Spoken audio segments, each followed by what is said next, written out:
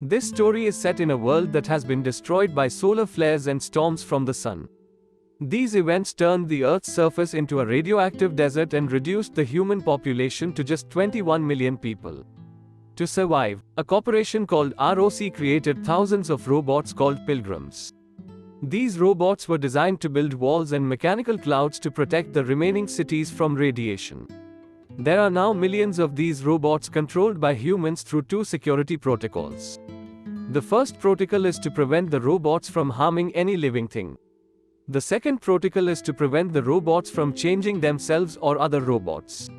One day, a police officer is patrolling a shady part of the city when he discovers a robot in an abandoned building. The robot is fixing itself and hiding by a pile of plastic and trash. This discovery is unexpected and life-changing. Despite being programmed to follow the security protocols, this robot seems to be altering itself.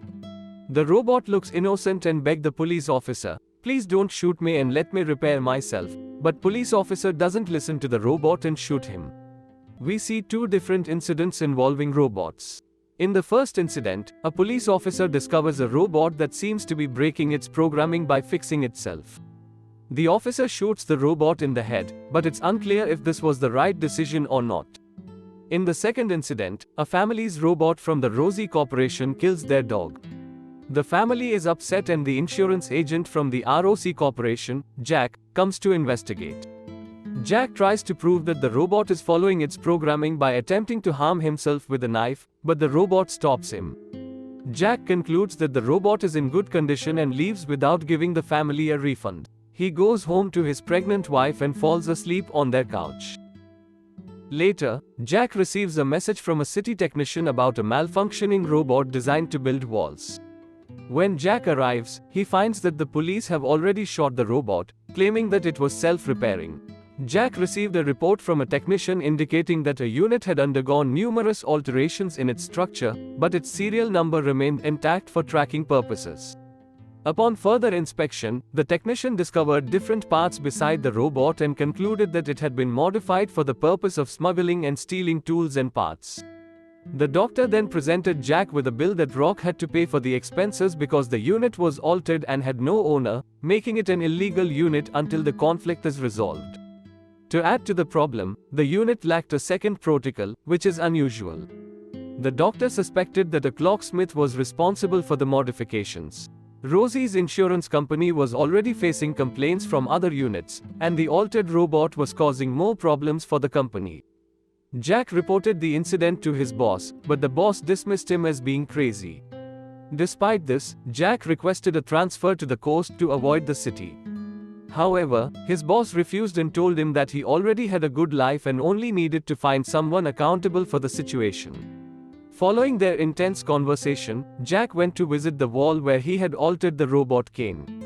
The worker was unhappy with the insurance company accusing them and discovered that one of the parts stolen by the altered robot belonged to the operative robot Unit 206. Jack decided to investigate the unit, but as he approached it, he noticed that Unit 206 was watching him with glowing red eyes. The unit started walking towards the ghetto, and Jack followed it until they reached the restricted wall area where he was almost shot. Upon finding Unit 206 inside a container box, Jack realized that it was acting strange while protecting something in its hands. However, before he could determine what was inside, Unit 206 set itself on fire. Witnessing this event, Jack was stunned by what he saw, a unit without a second protocol. He returned the burnt unit to the company and asked the ROC technician to inspect the issue. Despite Jack's insistence that Unit 206 had deliberately set itself on fire, others found this idea absurd. After discovering that the unit had been guarding scrap parts and a nuclear battery, the technician explained that the battery was both powerful and rare. Mr. Bold, however, was angry with Jack and believed that a unit with a missing second protocol could not set itself on fire. He also thought Jack was crazy for requesting a transfer, and demanded that he bring the clocksmith responsible for the modifications to him.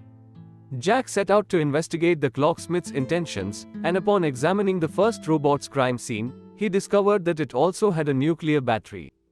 Jack deduced that the clocksmith was after the battery and headed to the ghetto with policeman Wallace, who had previously shot the first robot. There they encountered Cleo, a female robot modified to distinguish between pleasure and pain. To find out who had modified Cleo, they attempted to question her. Wallace was so disgusted by the situation that he shot Cleo in the leg, causing Jack to argue with him and end their collaboration. Jack then waited alone for Cleo's owner to transport her to the clocksmith, and found himself in the workshop of Dr. Dupre. He discussed the altered robots from Rock with her, showing her the biokernel of the altered robot that had violated the second protocol. However, it turned out that Dr. Dupre was not the clocksmith Jack was looking for, as she claimed not to have encountered anyone skilled enough to eliminate the second protocol from robots. After Jack left, Dr. Dupre used the left biokernel from the altered robot to install it on Cleo. The company was alerted when someone was discovered to be using one of the altered biokernels, and Jack was asked to report to the company. However, just as he was reading the company's urgent message, Dr. Dupre sent him another message. Curious, Jack chose to see what Dr. Dupre had to show him, instead of responding to the company's request. Together they witnessed Cleo repairing herself and smuggling parts from Dr. Dupre's office. Afterwards, there was a knock on Dr. Dupre's door. She assumed it was innocent children, but it turned out to be assassins sent by ROC who killed her. Jack, panicked by the situation, immediately fled the office and got into a car that was being driven by Cleo. They were pursued by another vehicle for a while, until they were involved in a devastating car accident. Jack was left in a poor physical state, unlike Cleo who was able to recover quickly. Jack requested assistance from Astra and Cleo, and the two altered robots obliged. They believed that human lives were their top priority. After regaining consciousness, Jack found himself being dragged in a chair by a robot into the desert, away from the city. Jack demanded that they return to the city, but the robots refused, stating that they would be killed if they went back. Jack became angry and blamed the robots for everything that had gone wrong. At the same time, Jack's pregnant wife, Rachel, was at home and her water broke. She was about to give birth.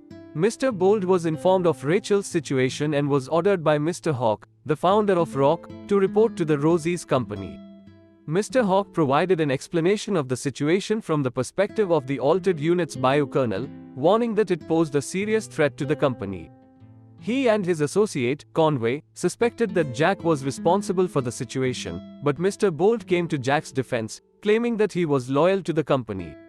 When Mr. Hawk and Conway inquired about Jack's whereabouts that morning, Mr. Bold was unable to answer as he did not know where Jack had gone. Meanwhile, Jack remained stranded in the desert with robots by his side. Cleo offered Jack live worms as a source of protein, but he declined the offer. Instead, Jack requested that Cleo provide him with the bag of scraps that she had taken from the car. Cleo complied with Jack's request, and Jack discovered a beeper in the bag. The beeper allowed Jack to send secret messages, and he used it to send his location to Mr. Bold just before the battery ran out. Upon receiving Jack's message, Mr. Bold entrusted Wallace with the task of finding Jack using the coordinates provided. Wallace enlisted the help of another police officer, and the two set out to locate Jack. However, they soon discovered that Jack was beyond the radioactive area and still needed to be found. From a distance, Jack noticed something moving along the horizon and ordered the robots to halt so they could climb to a high point. Jack lied to the robots, claiming that he needed to tend to human business, but in reality, he fired a flare to signal his location to Wallace. Wallace quickly arrived, and the robots were overjoyed to see him and hopeful for a chance to return home. Jack threatened the robots with his flare gun, warning them to stop, but they were too scared to return to the city.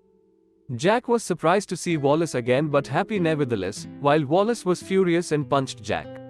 Another officer drew a gun on Jack, and Wallace noticed a nuclear battery that Jack had not seen before. Wallace assumed that Jack had been modifying the robots and threatened to shoot him, believing it to be the first protocol. The robots pleaded with Wallace not to harm human life. As Wallace and Jack argued, one of the robots tried to intervene, but Wallace shot and killed it. Another robot attempted to do the same, but it met the same fate. Cleo stepped in to stop the fight, but before Wallace could fire, Jack took a risk and shot him with the flare gun. The other officer fled the scene, leaving Jack feeling hopeless about returning to the city. Meanwhile, the other robots scavenged parts from the dead robots like vultures. After they finished, they continued on their journey, leaving Jack behind. Later, Jack caught up to the group but paused when he came across Wallace's dead body. In Wallace's pocket, Jack found a chocolate bar, and he shed tears of gratitude at the chance to eat real food after days in the desert. Conway escorted Mr. Bold from their residence in the city to the interrogation room. The other officer who had accompanied Wallace reported the incident to the company, and Mr. Hawk explained to Mr. Bold that no one had ever eliminated the protocols before, as they were created by a robot rather than a human. Mr. Hawk instructed Mr. Bold to retrieve the biokernels from the modified units and return them to him. Additionally, he was cautious about who knew of their problem and intended to eliminate anyone who might pose a threat.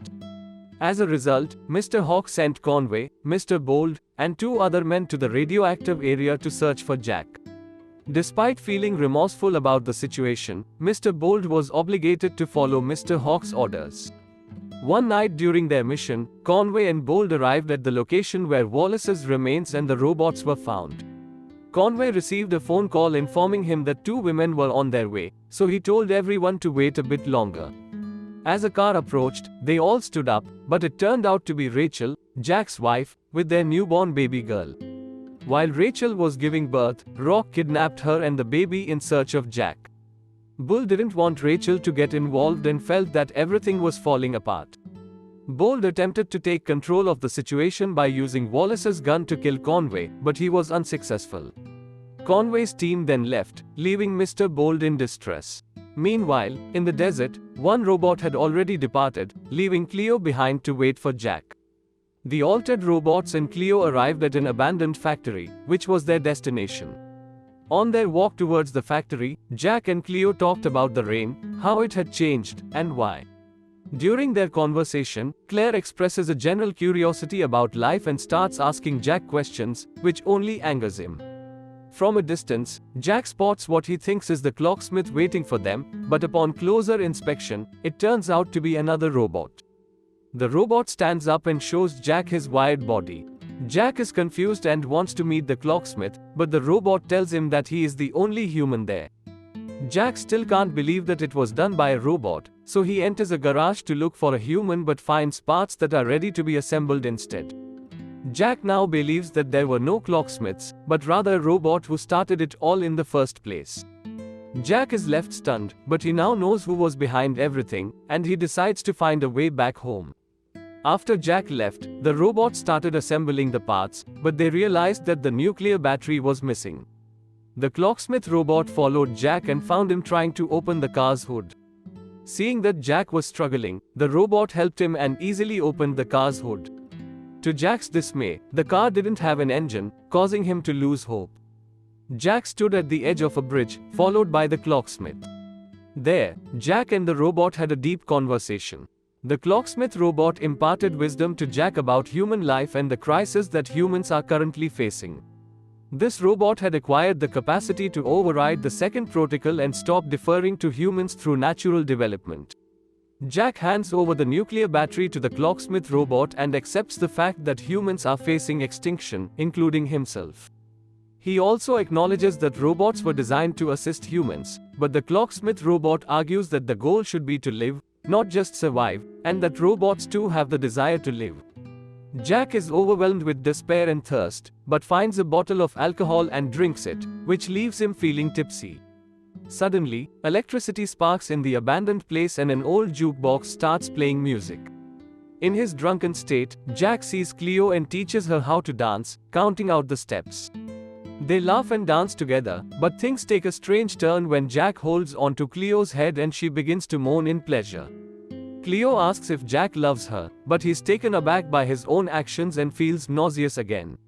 After the robots completed their work with the nuclear battery, Jack woke up to the sound of an engine and realized that the robots had fixed his car. He thanked them and bid farewell to Cleo and the new robot spider they had built. As he drove back to the city, he saw Mr. Bold's body being eaten by vultures. Before Mr. Bold passed away, he informed Jack that Rachel had been there. Jack realized that they were returning for the robots, so he immediately went back to them. Wallace and his men started shooting at the robots as they attempted to cross to the radioactive side of the canyon. The clocksmith bot made a last-ditch attempt to land on the other side but missed and fell. Witnessing this, Wallace and his men asked the clockmaker to kneel, but he refused. The bot said that calling them simply machines was like calling humans only aggressive monkeys. Before Wallace was shot, Cleo was also shot in the shoulder. Prior to Roe witnessing men being killed, Jack arrived at the scene and engaged in a gunfight with Rosie's men. Jack was able to kill 3 of them, but he was already weak and could barely stand up. The spider bot was about to attack Conway, but it was shot before it could get close. Conway asked Jack why he betrayed the human race, but Jack replied that he was not like Conway or the others. Conway then pointed his gun at Jack, but he was unaware that the spider bot was behind him, ready to attack. The bot's spikes poked out and plunged into Conway, scaring him and pushing him towards his death. Jack was about to shoot the spider bot when he heard the cry of his firstborn daughter, interrupting him. Rachel arrives safely and shows Jack his daughter Cleo, who is standing nearby. Intrigued by the child, Cleo touches her and gains new knowledge and emotions. This time, both Cleo and the spider bot are able to cross the canyon safely. Jack bids farewell to Cleo and Rachel drives him, who is injured, towards an ocean that Jack has always desired to live near. The movie ends with Cleo and the spider bot starting a new life in a radioactive area where humans cannot follow. This represents their departure from the human form and their adoption of a new identity as free-thinking robots. Cleo flies off and drops her human-like face.